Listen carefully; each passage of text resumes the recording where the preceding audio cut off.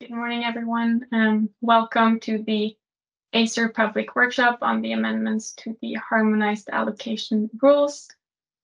Today, we will go through our public consultation, which was published on our website last week, and we will answer questions that you might have. Our agenda for today, you can see it on the screen. We will start with a bit of background and process for our decision. Then we'll go through our consultation when we will start with the collateral requirements and timings, and this will be followed by the option specifications, and then lastly, the other proposed amendments. And then we will end with some closing remarks. We will have a Q&A session between each of the topic where we will answer the questions that you have. Questions can be posed in Slido. To connect to Slido, you can either do it directly in Teams. We've had some difficulties or problems with using Slido in Teams lately, so if this doesn't work, you can also connect through slido.com, then using the code HAR, or you can use the direct link that you see here, or the QR code down in the right corner. So we will ask you to use Slido to ask any questions. And here you can also like other questions that have been asked. You can also reply to or comment to other questions. And then I would also kindly ask you to label the questions that you sent in, which makes it easier for us to filter when answering the questions. So first, a bit on the background and process for this Acer decision. Acer received by all TSOs the first proposal for amendments to the harmonized allocation rules on 1st of March 2023. The HAR is on the Article 51 of the FCA regulation. This first submission did not contain any amendments related to the provisions on collaterals. We were informed by TSOs that this would be submitted later in the second submission around 1st of June. The second submission was additionally delayed until 1st of August, which is when we received the second submission from TSOs completing the submission on the amendments of the HAR. And the second submission did contain amendments to provisions on the collaterals. So this is the final methodology that is needed to be amended in order to implement long-term flow-based allocation, a prerequisite for implementing the core and Nordic capacity calculation methodologies in accordance with Article 10 of the FCA regulation.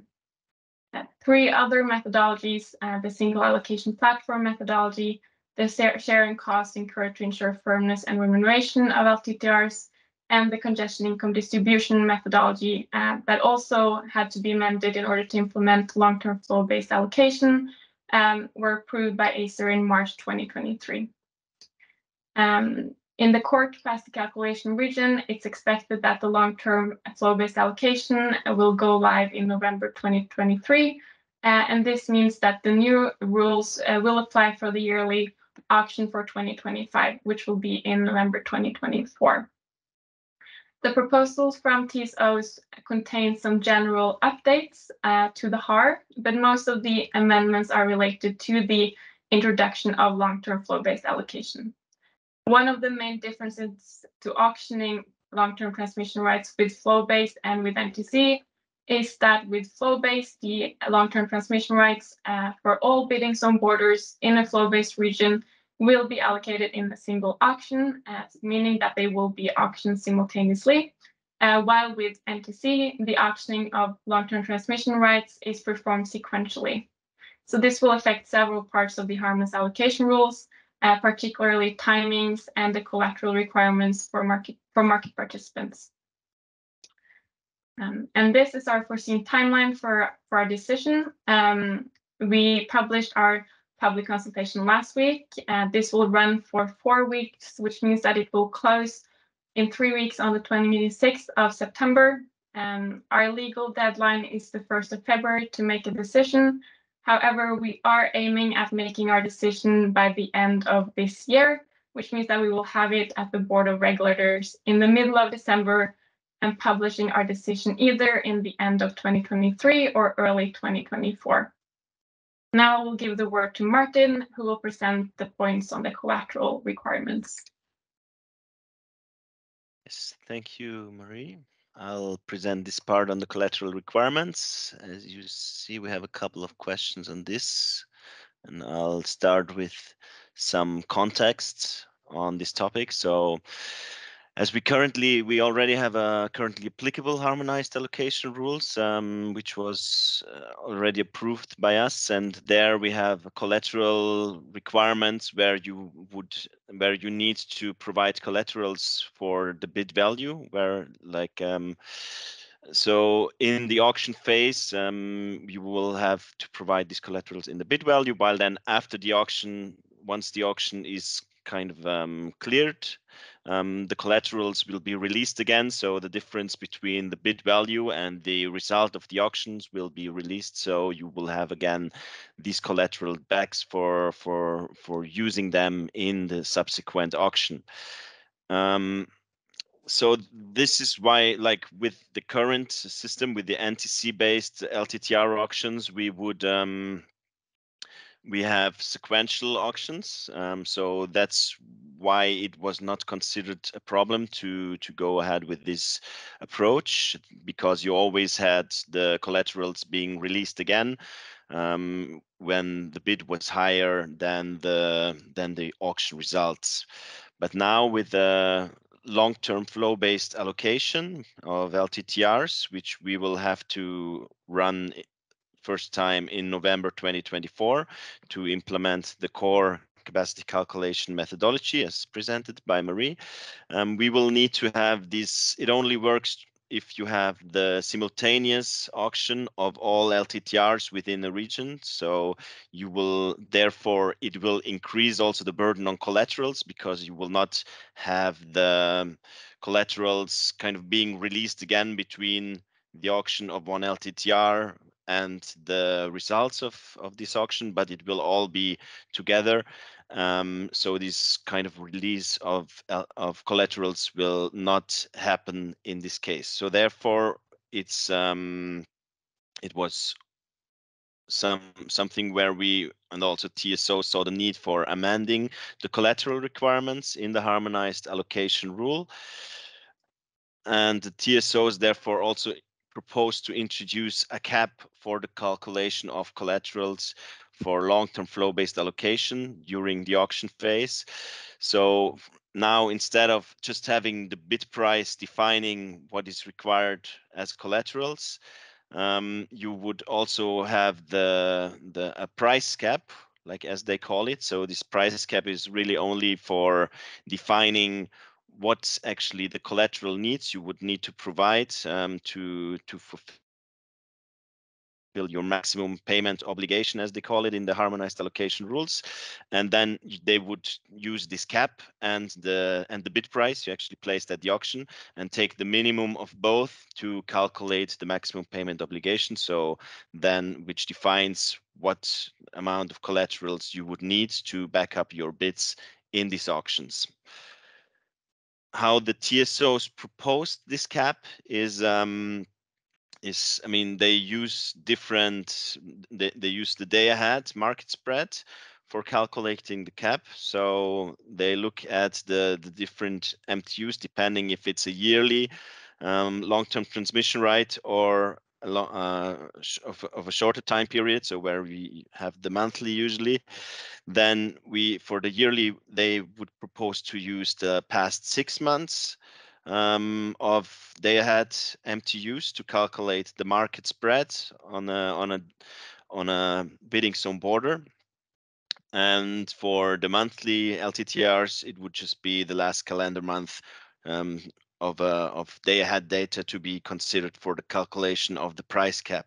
So how they propose to calculate the price cap based on this data is that they sum up all the positive values of the MTUs within this time period, and then they propose to divide it by the amount of MTUs with a positive market spread. So yeah, everything which is above 0 is counted as an MTU within this time period, and this is then taken for the division, basically.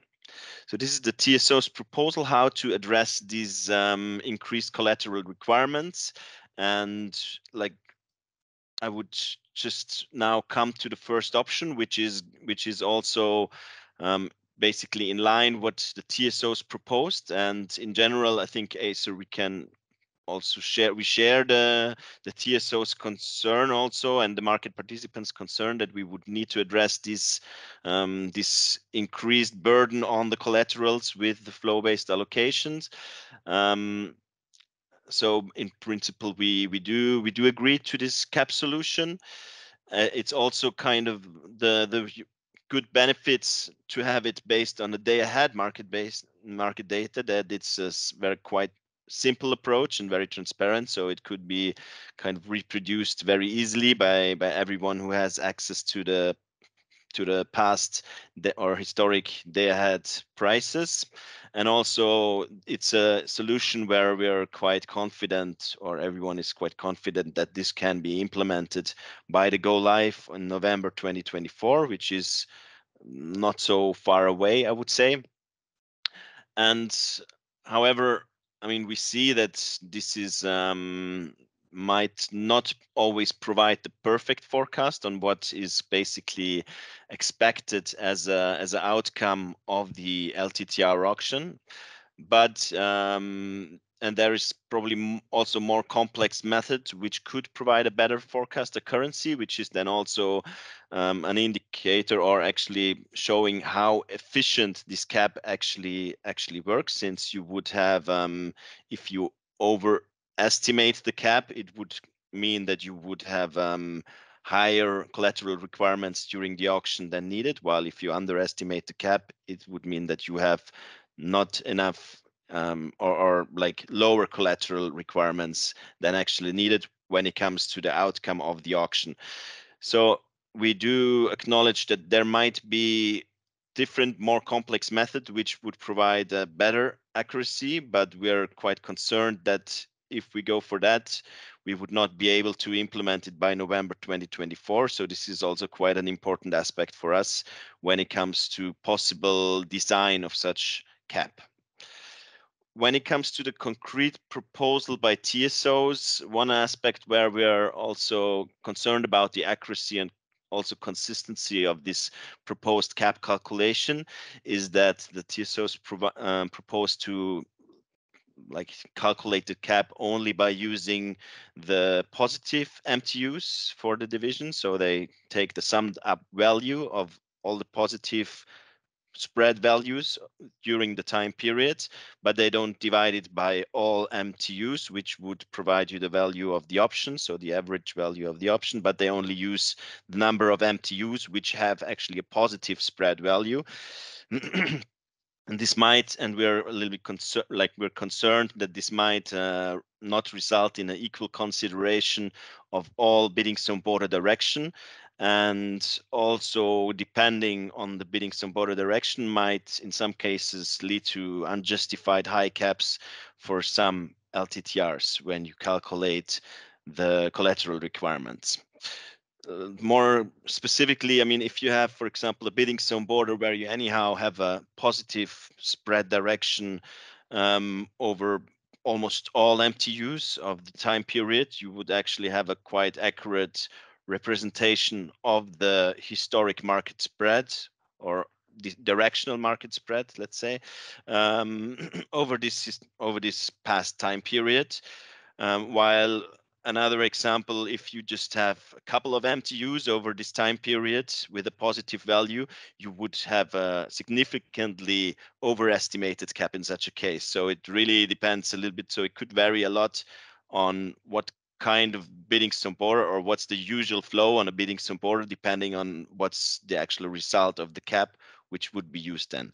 So there we would see that it would provide a much more accurate and a consistent kind of cap if you would divide it by the total number of relevant MTUs, or of MTUs within the time period of used day ahead prices. So this is our main concern with, like, one of the main concerns with this proposal, but we also see it as a feasible and good way forward, as a solution we can use for the go live of November 2024. And we would, this is, so we have a set of consultation questions related to this option 1. So first of all, it's a single choice question, which just asks you about your view if this, like, using this average value of the market spread, or it's of the day ahead market spread, if it's an acceptable solution for you. So you can just how much you agree or not to this option in general. And then we have question 2, just also addressing, like, what is your preferred solution, and also having in mind that we would need to implement it by November 2024. So just we would be interested in how you would design this this solution most efficiently, and also keeping in mind that it should be still feasible to implement by the time we actually need it. And then we have question 3, which is then really addressed to the TSO's proposal for the cap, and we here also invite you to share any views on it, for example, related to our concerns, or also others. So any kind of views on this proposed cap calculation as proposed by TSOs, and also as it fits under this option 1. So you're invited to provide any comments to this, also for our consideration then in our decision, of course, as with all the other questions, of course. So then I would come to the next option for calculating this cap, or for reducing the collateral requirements during the auction, which is the calculation of such cap based on available forward market prices. I mean, this was also a possible option, or like a solution raised from the market participants as a possible option to calculate this cap. And here, I mean, we also see that, or we would also agree that it's expected that such an option based on available forward market prices is probably more accurate when it comes to forecasting the expected result of the long-term flow-based allocation. So the expected outcome of pricing the LTTRs, and then if you would just use an approach based on the past day-ahead prices as presented under option 1. However, we see quite some issues also with this option, and also probably reasons why TSOs decided not to follow up on this proposal based on forward prices. And one is actually that it's not so straightforward and easy to find reliable and consistent prices for all bidding zones within the flow-based CCR. So you would really need to have a kind of a consistent and reliable source, which is really kind of providing you with the spreads at the same time on the forward markets. And then another complexity here is, of course, that the forward markets provide usually forward obligations. So the data available is forward obligations per bidding zone. And if you calculate a spread based on these obligations, I mean, this spread is, of course, bidirectional, so it's an obligation and not an option, as we have it for the long-term transmission rights, which are usually come in the form of FTR options. So you would need to transform whatever you have as an obligation, which is kind of not considering only positive spread as an average, but also in the negative direction, and provides an average. And you would need to kind of split this up in each bidding zone direction, which is also coming, of course, then with some complexity how you would do this exactly. And then, of course, since it is a little bit more complex, it's also about, can it actually be implemented by November 2024? And that's also one of the concerns we have related to this option. So then we would come to the questions related to this option 2. So, like, first of all, again, single choice, whether you consider option 2, which is using these forward prices, an acceptable solution. And then we have 2 questions going into each direction, whether you disagree or agree with such solution. And first of all, like if you agree, we would welcome you to provide a detailed description on how you would consider the calculation of such price cap based on forward prices and how it should be done in the best way. And with this question also, we would ask you to maybe address the problems we identified and how you would propose to address those. And then question 6, in case there is disagreement with this option, you're please asked to comment whether on providing the reasons why you disagree and why you consider such a solution as not acceptable or even not feasible. First of all, regarding the 2024 deadline maybe, but also in general regarding the feasibility of this solution. So these are the questions related to option 2 when it comes to the collateral topic. And we then have another option which we want to ask questions about, which is not based on a cap, but more as a long-term solution. So we also were invited by a market, like by a service provider, let's say, which presented us also this option. It was also discussed before, but we were not fully sure how feasible it is, but it seems to be a possibility as well. And it's the most complex, but also the most efficient possibility in this kind of context of the long-term flow-based allocations, because you would, in such a solution, do the bid filtering based directly on the auction results and not using the bid value and a cap, basically. So you would not be need a cap, but you would just you would just see what's the outcome or expected outcome of the of the flow-based auction, and based on this you would either only based on this you would then reject bids if the collaterals are insufficient for the selected bids, actually. So it would, in such a setup, it would only consider, okay, this is what you would actually receive as LTTRs, and if you have sufficient collaterals to cover this, all the bids will be accepted. If not, there would be the need, only then there would be the need for rejecting some bids. Of course, this would need to be fully integrated in the algorithm, and it also comes with quite some complexity. So we do see this rather as a long-term solution, and for sure this will not be available for the November 2024 deadline. However, we see this as a quite an interesting solution, since it, of course, it doesn't have this drawback of the price cap, which is the inefficiency or like inaccurate forecast, which then leads to, of course, inefficiency of or inaccurate kind of requirements on what you would need to provide as collaterals during the auction phase. So this issue is resolved with this solution, but it's quite complex and we would not be able to implement it by the deadline, but it might be something to keep aiming for more as on a long term, basically, once it's ready.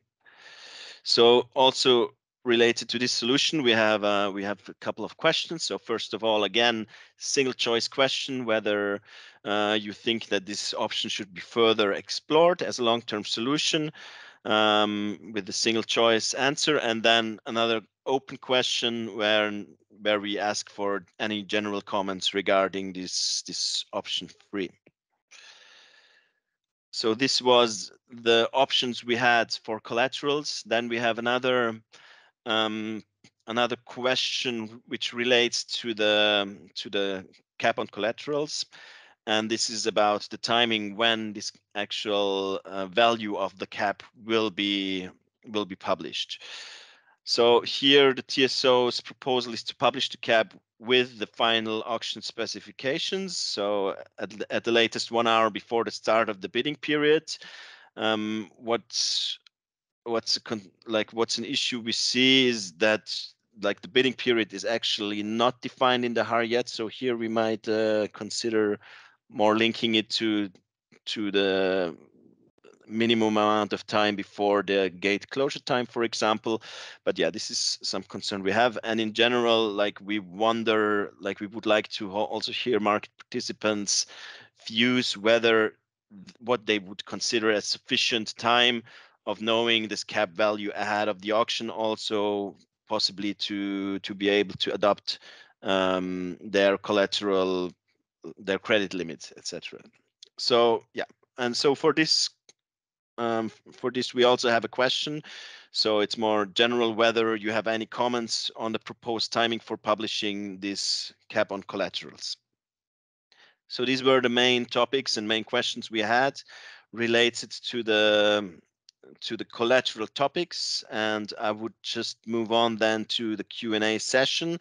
I hope it was so far clear, and if you have any questions for clarity, I mean, so we hope in general, of course, that you provide your views and answers and comments to our public consultation on this topic, which would of course provide us very valuable input for making our decision. And so if you have any kind of comments already, like not so much like on sharing your views, but in general of just to be able to provide your views in the public consultation, then please go ahead, and I would ask Soran to help me out with moderating the questions from the Slido, where I see there's already a couple of those. Yes, so yeah, there are already some questions in the Slido. After checking these questions, then we might go for a short oral contributions. I saw Helene provided questions in the Slido, but also raised hands. So whoever raises hand and sees that it's say necessary to discuss orally, we might allow it for a while. But let's go first through Slido. We have a general question from Daniel about the presentations. Yes, we will share these presentations after the workshop, so they will be available. For let's say content-wise questions, Helene asked, could Acer clarify why the issue of transforming the spread data would be there with forward price and not with spot? Yes, thanks, Soran, and thanks, Helene, for the question. So, I mean, what we see, so if you use the day-ahead prices, I mean, it's anyhow on the lowest granularity already. So what you have there is the prices per zone, and it's per MTU, and you could just like use every MTU, you look at the spread, and you only use basically the maximum between 0 and the actual spread for calculating the average. So you can basically, since it's an option, this is what you're selling or what you're auctioning. The cap should be also adjusted to the spread direction. So you would only consider 0 or the positive spread value. While for, of course, with a forward market with obligation, it's the average. Like if you buy one zone, sell the other zone, I mean, it would not be an option, it would be an obligation. So you would be also in the negative spread direction, you would be obliged to pay. And this is also kind of what the product basically provides you then with as a spread. It's the average of all MTUs, also considering negative value on this bidding zone border per MTU. So you would have, yeah, let's say if it's like, I don't know, if it's like if it's 4 euros in one direction in this MTU and then 2 euros in the other, or in the other direction, you would have 4 and 2 euros for this cap calculation using the day-ahead prices, but the forward obligation would not provide you with this divided kind of view on having each direction separately, but you would only be able to see the average between those two, so -2 and +4 average, and then you would not be, so you would kind of need to tear this apart. So what's only the spread direction, 0 and positive value in this direction and 0 and positive value in the other direction, you would need to kind of calculate from, or kind of get out of this fully average obligation spread, which you can have from the forward prices. So it's about a transformation from obligation to an option when it comes to the spread value. I hope this was. Yeah, we have a couple of Helen's further questions, but she's also online asking, raising hand. So I don't know, maybe it would be good if Helene says orally, or let's say consolidates all the questions in oral form for Martin. Okay. Yeah. Just a second. Hello. Hello. Can you hear me? Yes. Okay, thank you. Thank you for the presentation.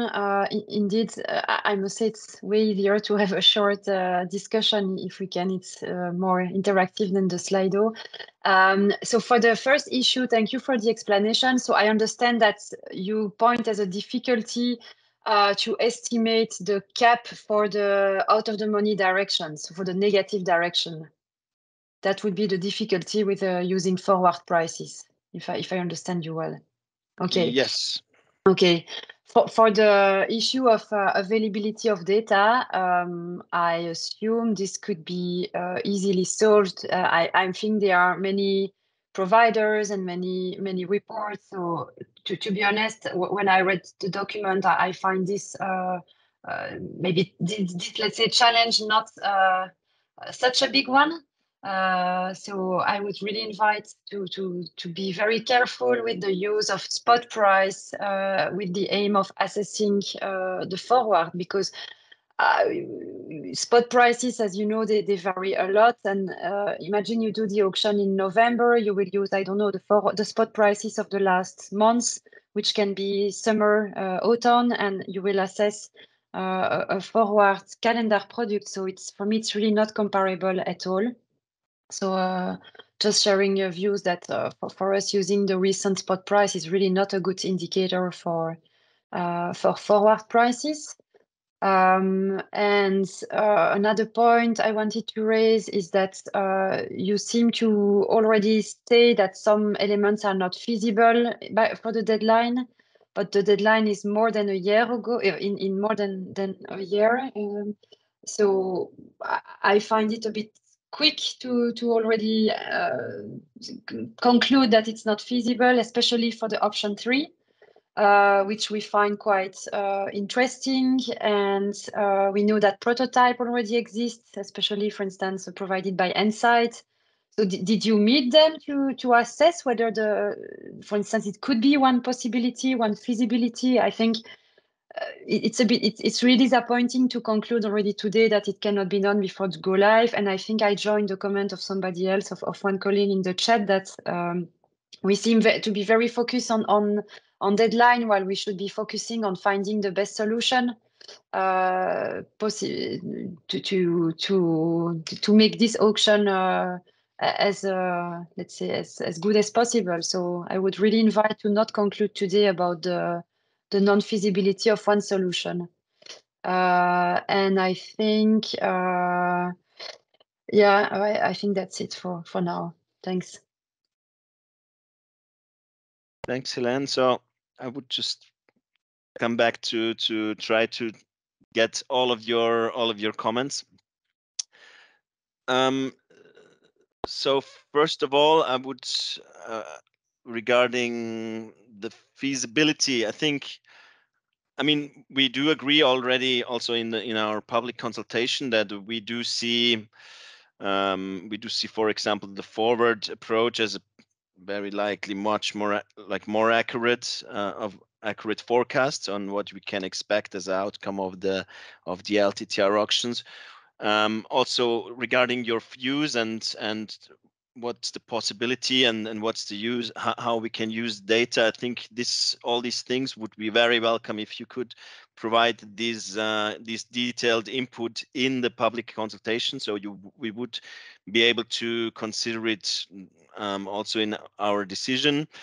I think for the forward, we would need to look into it, how it's possible. I think also regarding data, I guess especially if we have the help from market participants in showing what is there, what can be used, how it can be used, it would allow us to better discuss it also with TSOs to see that we can come up with the best solution by the deadline. And we do see the deadline is fixed and we need to implement it. We do see the flow-based allocation, long-term allocation as the best solution. But of course, we would need to try our best to find also the best outcome when it comes to the calculating the collateral requirements. When it comes to this option 3, so option 2, I mean, it's just kind of a concern. We would need to check what's actually possible. In terms of implementation, I mean, when it comes to option 3, yes, we could check again what is possible, but it doesn't seem like we will be able to make it within the deadline. So it's really more on a conceptual phase right now, as we understand this prototype. And also there is a lot of as we understand, there is quite some development still need to be done for this. Also quite some questions, maybe how it's going to be procured, governance, etc. So it's not so straightforward, and we do see quite a challenge in implementing this. Of course, we would need to look into it a little bit further. I mean, I agree to this, but there, I think, at least our current expectation is that it would be extremely challenging to have it by the implementation of November 2024, also considering that we need a parallel run, etc. So the time, I mean, it seems a lot, but in the end, there is not so much time for developing this whole thing, having the parallel run, and implementing it by the deadline for the November 2024 auction, so for the yearly 2025 product. But please provide all your views and comments to our public consultation, so we can then follow up in it with our decision. Yeah, and I don't know if I missed any part. I don't know, Soren or Helen, did I miss any points? Which would still for my questions, it's okay, and thank you for the feedback. And then we will provide it written in our answer, no problem, and suggesting then some ideas also. But really, I think we insist on not sticking too much to the deadline and making sure we find the best solution. But thank you for the feedback. Okay, thanks. Okay, so in Slido we have a few questions without the name, and it's anonymous, so I guess the person was not logged in, but I could guess or hope that it was Arben Klokoci. So he's also available for oral contribution. It's maybe easier to ask him, and if there are other questions, then I can read them from the Slido. So Arben, please, just second. Okay. I think that you can talk. Thank you very much. Yeah. I hope you can hear me. Yeah. Yes. Thank you very much, Zoran, and thank you very much, Martin and Maria. We indeed just maybe before asking the question, which I actually also put as anonymous. Unfortunately, I could not put my name. That was not my intention to keep it anonymous.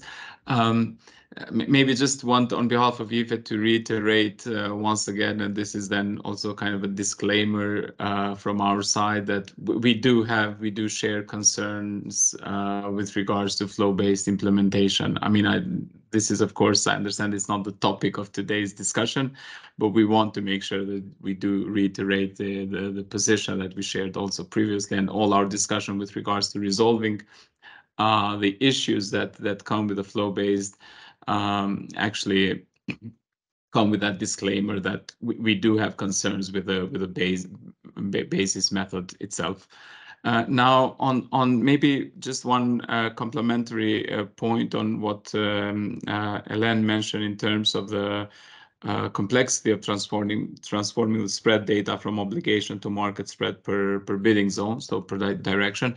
I mean, my question would be also, do you need actually to do this transforming of spread at all? Because then the spread that you have between the bidding zones, so on the forward basis, that based on that spread you will calculate the total collateral, and then you don't need to actually allocate per bid which part of collateral is per bidding specific bidding zone or specific direction, and which part. So it's kind of a total collateral that counts in the assessment of the bids then. And then my second question was also related to maybe an additional explanation on the bid filtering based on the results. So presumably this will be the method that would optimize. So it would be the most optimal method, how the auction would be distribute the results, so how the auction will calculate the results, and then only then you will actually start the filtering, if I understood correctly. So if you could confirm that. And then maybe the last point I would just reiterate, since I put also in the Slido, indeed we do share the same concerns that the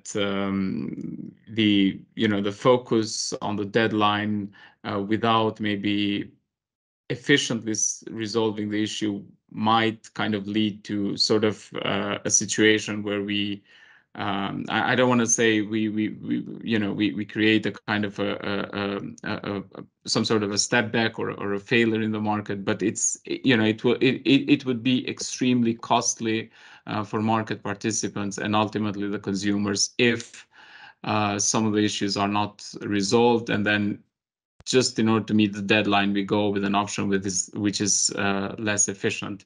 Maybe I will mention very quickly in terms of the days by which before the auction the cap should be published, if that's the method that's chosen. We suggest at least 5 days. I mean, we have had discussions with our members, and in most cases their feedback was that it takes few days before you top up the collateral until you get the confirmation and all these probably 5 days is an optimal time. So at least 5 days we got our feedback. The other issue that we didn't have full clarity from the HAR is, in case of the default, how will the defaulted amount be paid? This is also something that we couldn't get from the consultation with ENTSO-E, and I know that it wasn't a specific question, but it's one issue that was raised by our members, and also we don't have a full understanding whether there will be a contribution, in which case we disagree, or there is a way on how to get around it. Thank you very much, and apologies if I took it too long. Okay, thanks, Arben. I mean, I would not go too much into answering the content views, but more kind of focus on trying to clarify or to try to address anything which would need clarification, which I would see like there is the use of the forward market prices to calculate directional, like a price cap for like a cap for the collateral consideration in each direction. So here I think it's really very important that we have like for each direction a specific cap. Just like saying an example, I mean, for France, Germany, you might have on the forward market, I just throw in like random numbers as an example. So you have 10 euro on the forward market price spread, but actually as an option, you still have a spread value in the opposite direction, which would then be, if you only take zeros and this opposite direction value, which might still be 5 euros, let's say.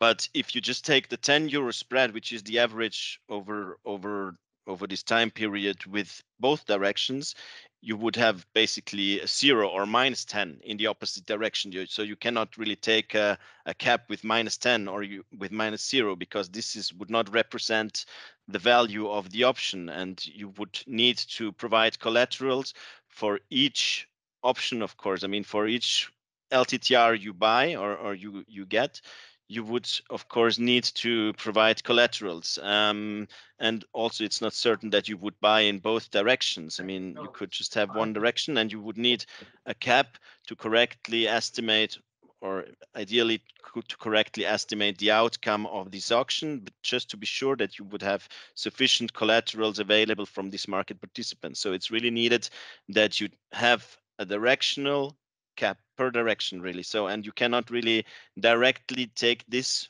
from the forward obligation spread. But yes, I mean, maybe you also look a little bit into it and provide your views on this and your concerns and how it could be addressed as well. Then when it comes to option 3, like as said, it's more of a conceptual topic so far. I mean, how it would work is really that this whole bid rejection process would be really integrated in the algorithm, so in the flow-based allocation algorithm, and it would already consider what's the outcome of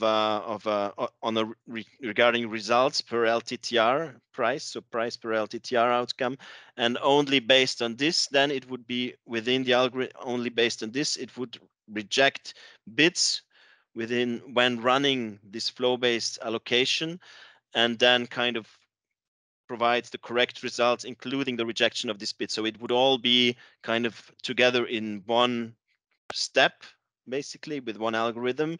While now, since this would be quite complex, now we go with a more feasible and simple solution, and which can just be implemented already. And this is basically this cap solution. So the whole kind of bid rejection thing of option 3, it's as I said, it's not fully developed yet. So this is also why we have the concerns that this would not be able to be implemented by the existing deadline of November 2024. And I think also here I don't need to repeat too much our view on the advantages of flow-based allocation, but I think I would leave this more for you providing input, and we also replying and share your views then, so not to take up too much time to repeat these parts. I don't know, Soren, do we have any other questions which we Yes, we do. I don't know about timing, but yeah. Yeah, now I cannot really tell if some of them are already answered, because there are more anonymous questions which are not Arben's, because Arben was speaking at that moment. But I would say there's a question or a comment on a principle level. Applying a cap on collateral that may not at all reflect likely forward market spread seems risky, and who will then cover defaults?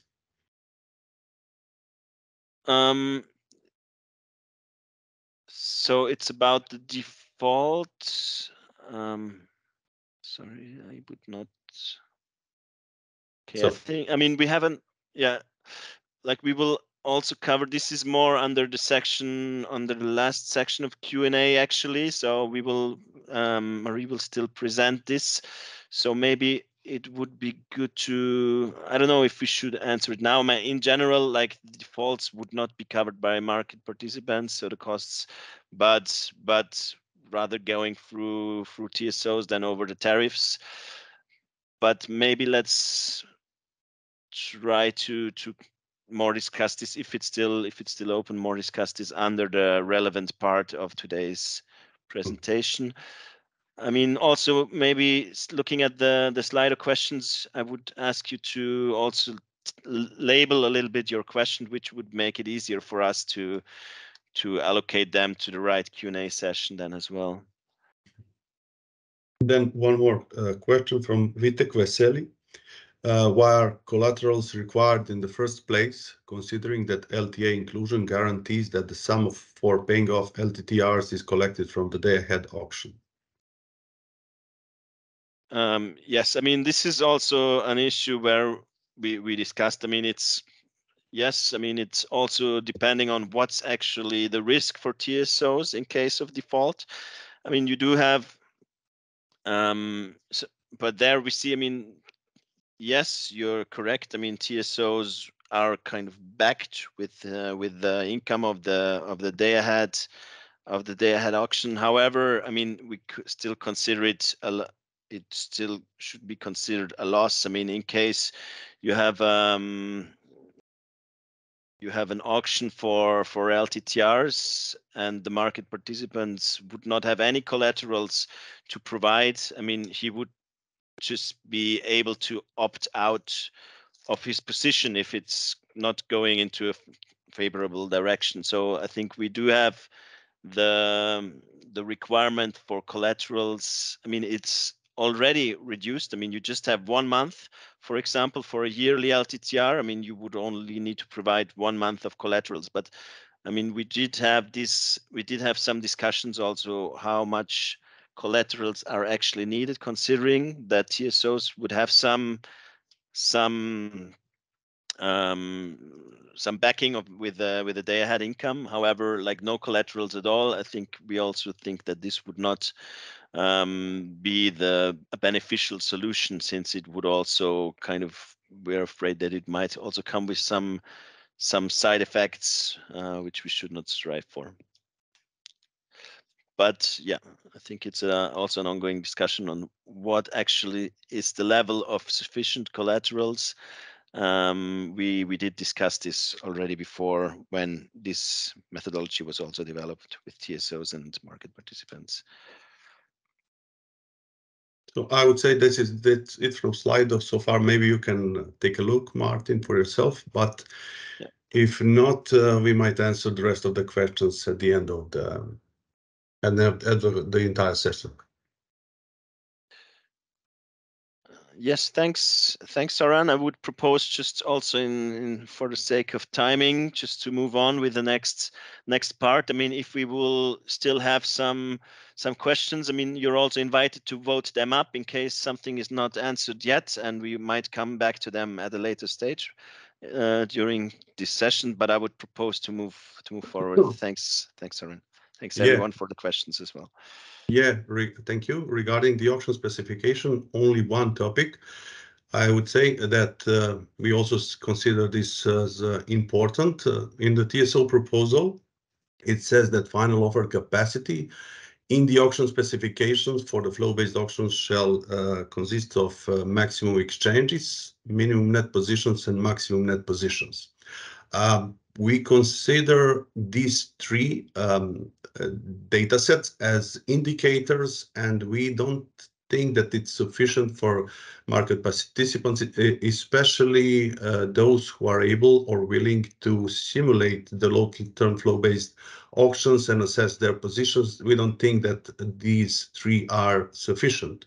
That's why in our proposal, we consider that the final offered capacity, which should be published, are actually the complete set of flow-based parameters, such as PTDFs per critical network elements, and if applied, group network elements. This is specificity from the Nordics. And to remind that these definitions are provided in the SAP methodology, we also provided the link to this methodology.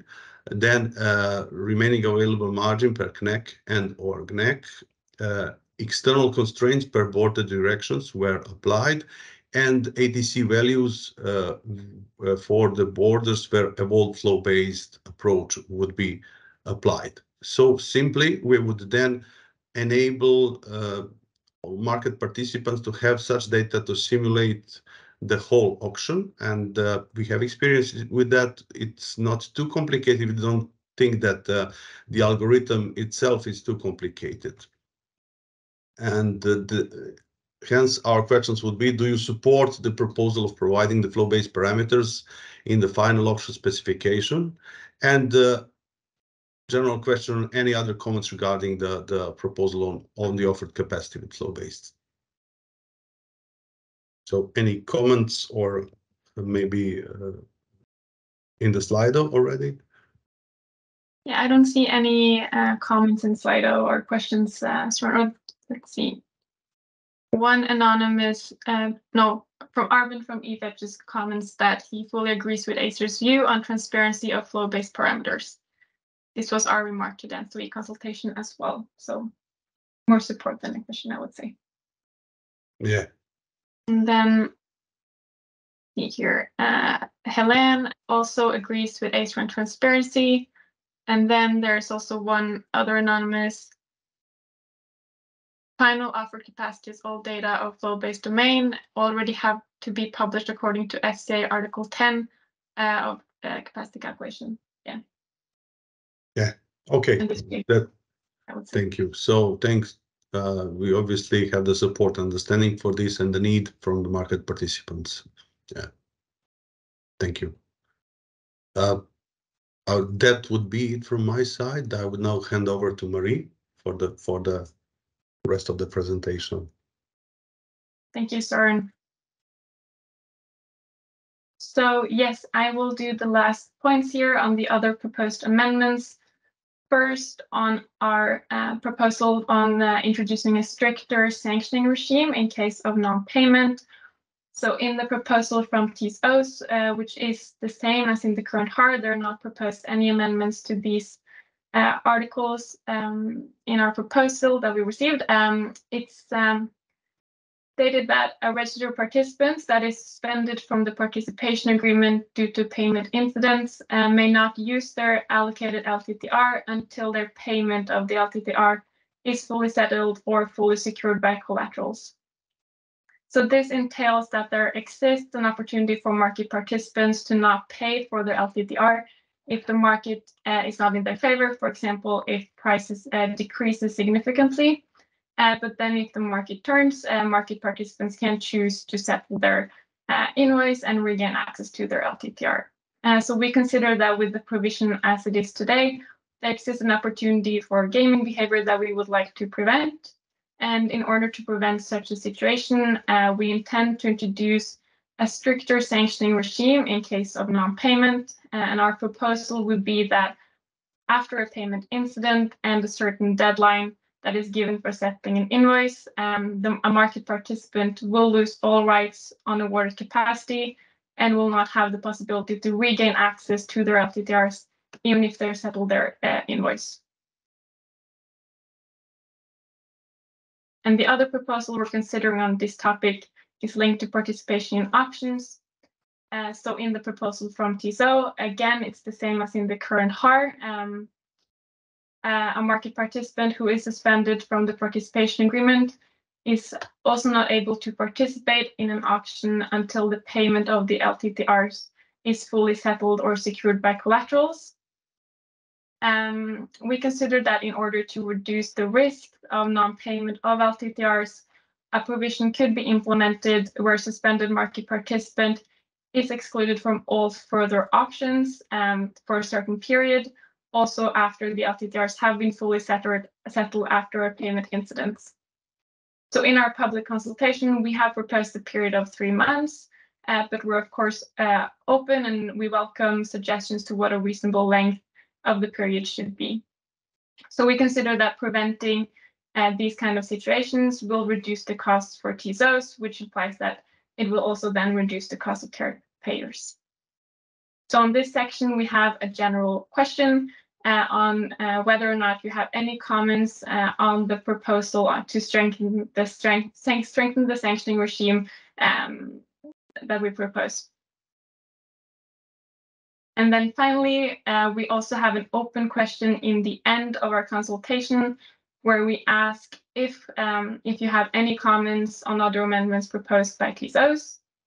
We see that there are other parts that we will also revise. One example of this is the proposal from TSOs to introduce a cap on remuneration of LTTRs in case of a decoupling incident in the day ahead.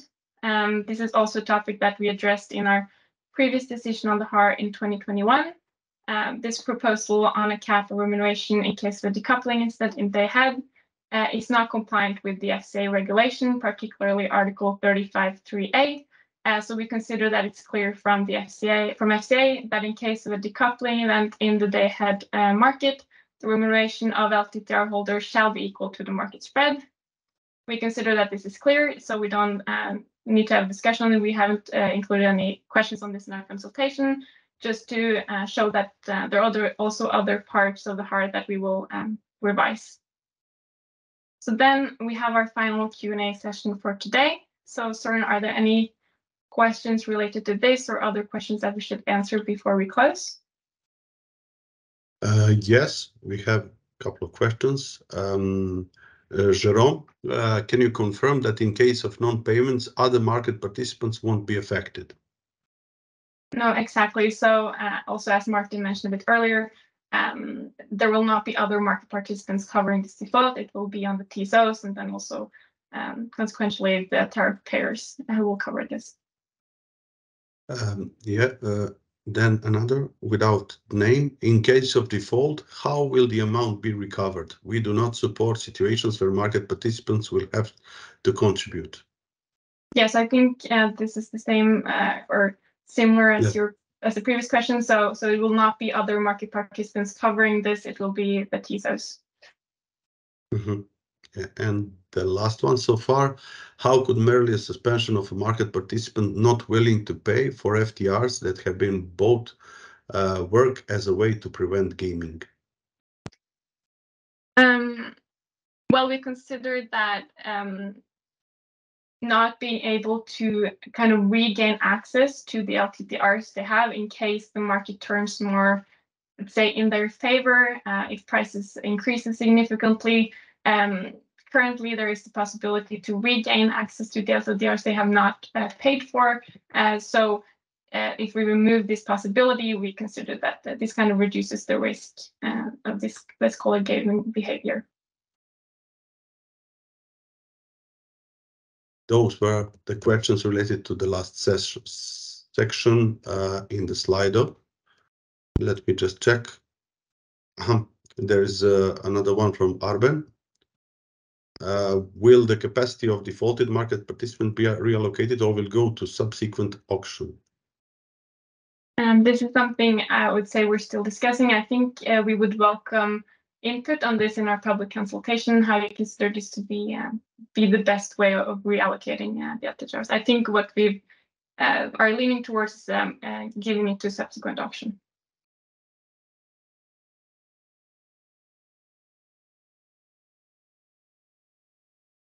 The new one. In the case of non-payment where the participant loses all LTTRs, is the participant still required to pay all LTTR for future installments? Yes, if I understand the question correctly, I would say yes, they are still requested to pay for all future installments, but maybe just to complement here, I mean, I think once you lose the LTTR, as it will be reallocated. I mean, you lose all the rights and requirements related to it. So once it's kind of not with you anymore, I mean, you would also not kind of be built. You would have the open bill basically because you still from the past have a due amount, and this will still be valid. But I mean, if you lose it like in February, you would not be continuous. I would understand that you would not be continuously billed for the rest of the year, even though you would not be able to get remunerated from it. So I think you lose both sides, but you would still have your outstanding payment obligation. So this will not be dropped. Yeah, I agree. Once it's taken from you, it's completely taken from you. I would understand. But in any case, this should only like in every daily business operation. I mean, this should anyhow never happen because it's, yeah, I think we would not expect this situation to occur often, but we would need to address just to prevent some misbehavior, let's say, and to address better this kind of concerns. Yes, thanks, Martin. Okay, there are no more questions in this session. I don't know, Martin, have you checked the 4 questions that I left here on the slide, or if they are answered, or some of them are different, a bit different, so maybe you can. Yes, I mean, I replied in a written form to one, just trying to provide a simple example. I think it's like the top question, but also another one with this over the last one with the like why it's can be significantly overestimated. So I just provided this example of like you have, let's say there's just 3 MTUs and you have first MTU is 6, second 0, third 0. So if you would go, so and what's the value of this option actually if you look at all MTUs? So for the LTTR, I mean, you price it accordingly on what you would expect as an average value of the price spread in the direction. So not considering any negative values. And that's basically, so what you would, if you know, kind of that's the outcome of your LTTR, you would value it with the average, which is 2, because you then have to pay, let's say €2 for paying the LTTR for each of these MTUs. I mean, if you would if you would just consider for the cap calculation only the positive MTUs, you would just sum up all the positive values, which is 6, and then divide it by only 1 MTU, which is the difference then. So you would then have a cap value of 6 and not of 2. So you would more accurately estimate the value of the LTTR by using all MTUs and providing the average of like this, then just taking the 6. So 6 would not correctly represent the value of the option, while taking all MTUs to make the average, which would then be 2, would much more correctly represent the value of the option. And that's also why I'm saying, okay, if you would just, if there is just a small share of positive values of MTUs with positive values, like with this example, a third of the MTUs have positive value, then like it's a 6. I mean, if you would have a Billingstone border where you would have like, I don't know, 1.5 to 2.5 value through these 3 MTUs, I mean, using all the positive values, it would just provide you with a 2 as a cap, even though the actual value of the LTTR is the same. So you would see that, okay, why you would consider it the need to be much more risk adverse in a Billingstone border where you have just 1 MTU with 6 while 2 with 0, compared to a lot of positive but MTUs. Like this is where we do not see the consistency. So it depends really a lot on how much you go through the 0 or at the spread per Billingstone border.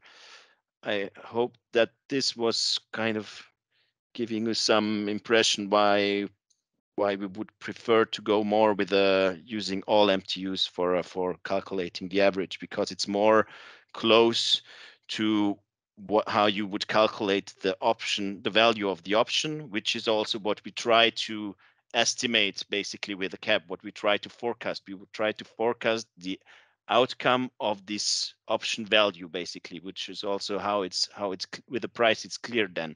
So this is why we would rather see using all MTUs as a more accurate approach, and then also comparing Billingstone borders where you just have some MTUs with positive value, and then where almost all MTUs with positive value, you would have a much of a different, let's call it risk premium when it comes to the cap calculation compared to this.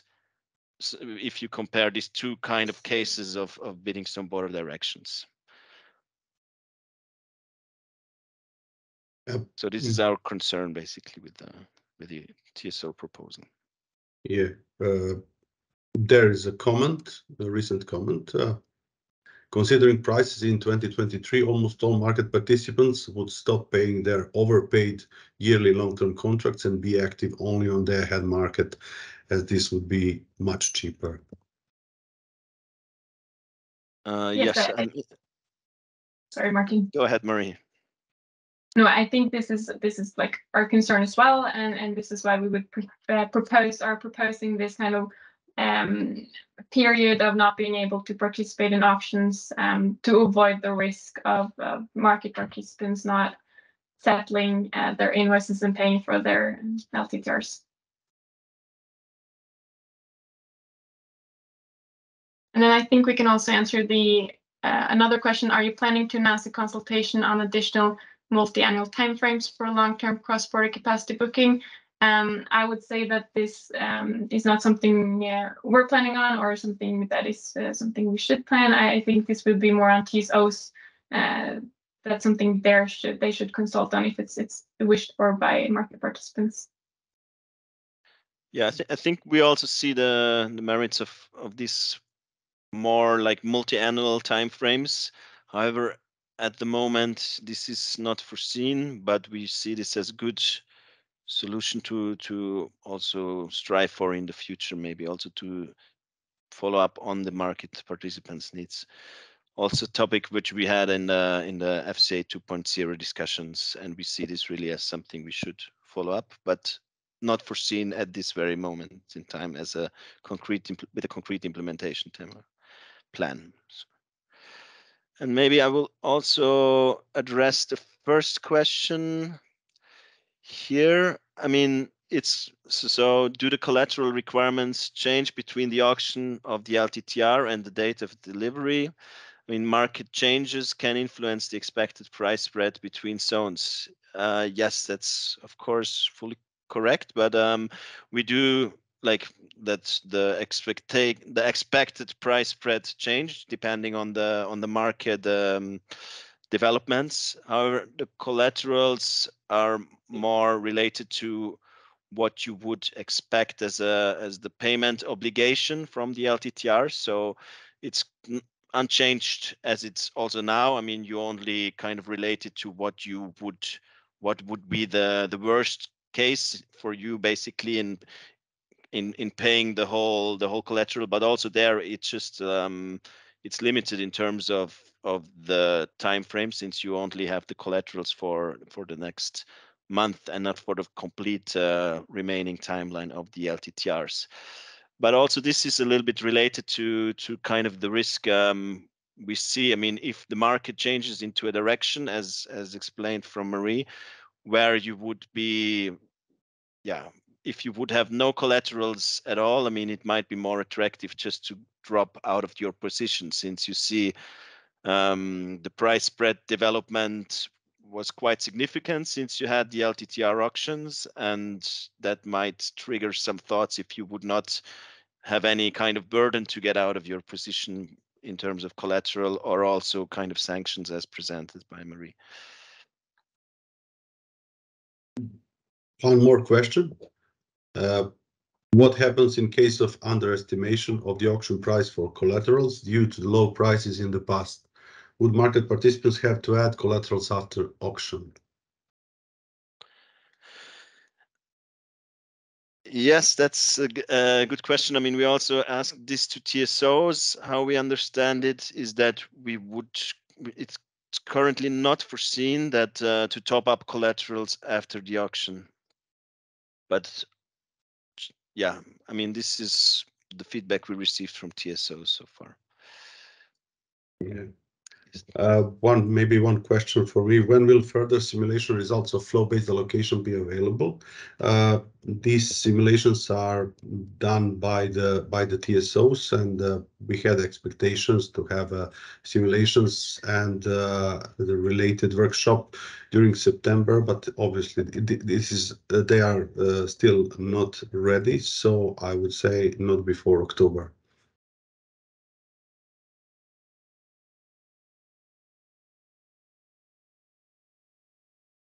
And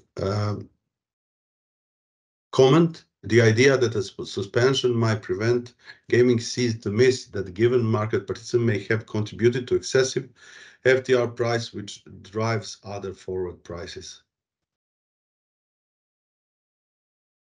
Yeah, I think that might be more of a content view, and I think it would be good if the provider of this comment could, in a more elaborative and more detailed form, provide this input to our public consultation, I would say. And so far, no more questions in Slido, or there is one, but it's Helen, and we also have her online. So, Helena, please. Yeah, thank you. Yes. Huh? We can't hear you. Can you hear me? Yes. Now it's Yeah. Okay. Sorry. No, I just also wanted to join IFET. We wanted to remind basically the suggestion we have. We have been proposing since the beginning to have mitigation measures to allow borders with a zero allocation, zero or very low volume, as you can see in the first CTSO simulation.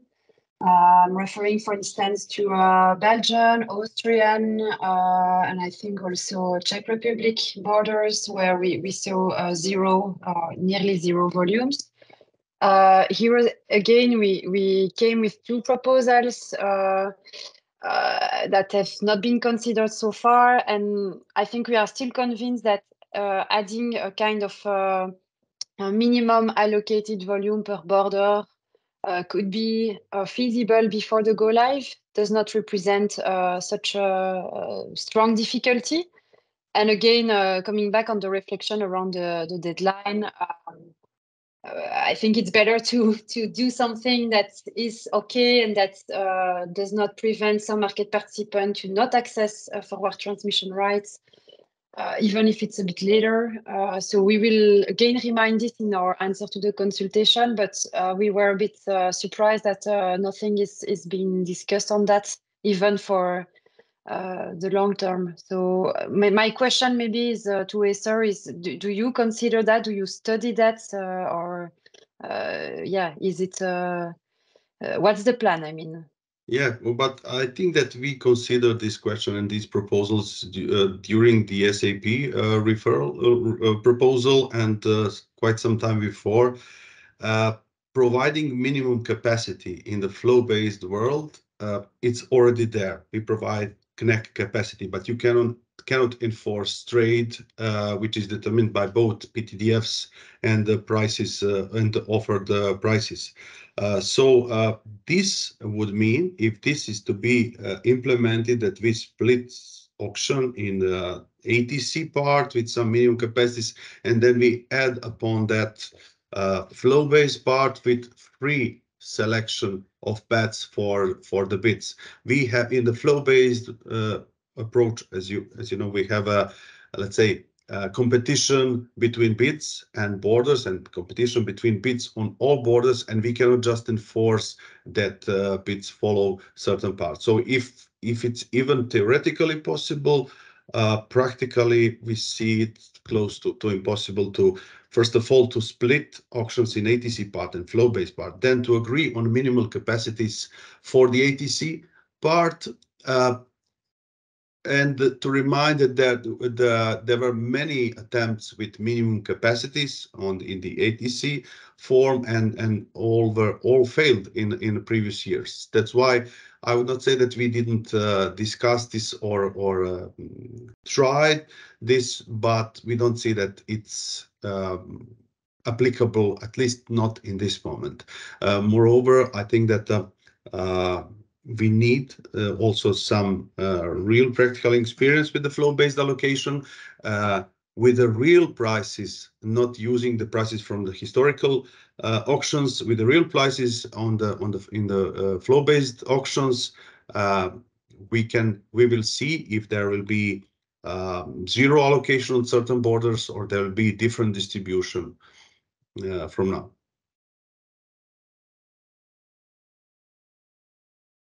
Well, if I may comment on that, so we do not suggest to split between ATC and flow-based. I understand that by ensuring MinRAM on the Cnext, you ensure, let's say, the availability of capacity, but simply by moving to a flow-based allocation where you create a competition between the different borders, and I will just repeat what we've been seeing since the beginning, you create a competition between products that are not the same. So it would be like creating competition between French power and German power. So for us, it doesn't make sense, but we take note of the decision.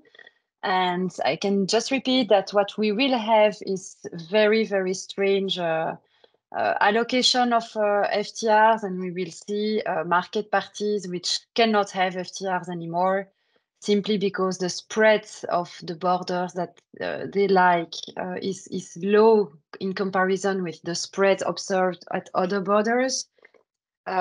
So it's inherent to the choice, to the design choice made by Acer to impose a flow-based allocation. And again, we consider that mitigation measures are necessary. And we do not talk about a split, but it would simply mean that some part of the domain cannot be, let's say, the clearing point cannot be in some part of the domain where you have zero at some borders. Doesn't seem very complicated, but we will again explain it in our answer to the consultation. Yeah, well, and we think it would be very beneficial for everyone. Yeah, well, obviously we thought about that, and the only solution that we saw at that point was such a split, which is obviously very hard to even to imagine. To mention again, repeating also our position that market reality that we are creating with the flow-based approach also on the long term reflects the network reality, and the bits and flows compete against each other in the network. That is so. And despite the situation which is now with the ATC-based allocation, in the flow-based allocation, the market directions with a bigger spread will be rewarded. That's simply, let's say, economic logic. But I think that, well, we discussed this quite a lot also during the SAP methodology discussions and before, and whatever would be further proposals, any constructive proposal, we will of course check and discuss with you further on. So please provide it also during this public consultation if possible. I think, yeah, the rest of the questions, and thanks Søren and Helen, the rest of the questions and comments that we have now are more focused on the content and not particularly on the HAR, which is what we're presenting and discussing today. So if there are no other comments or questions to the HAR or our public consultation, I would propose that maybe we close for today. I don't know if you have any comments or... Yeah, okay, there's one comment from Rikard. One hand.